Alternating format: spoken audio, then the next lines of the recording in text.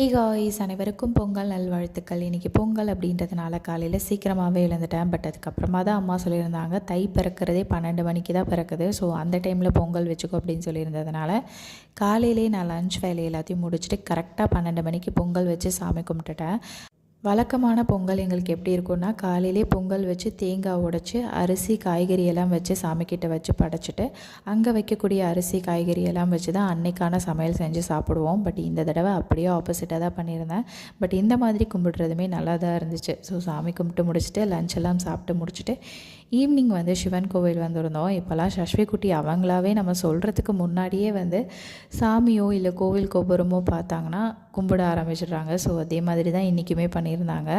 சிவன் கோவிலில் சாமி கும்பிட்டு முடிச்சதுக்கப்புறமா அப்படியே கருமாரியம்மன் கோவிலுக்கும் இங்கேயும் சாமி கும்பிட்டு முடிச்சிட்டோம். ஸோ எங்களுடைய பொங்கல் இந்த மாதிரி தான் இருந்துச்சு. ஸோ அவ்வளோதான் இந்த வீடியோ. நெக்ஸ்ட் வீடியோவில் பார்க்கலாம். பாய்.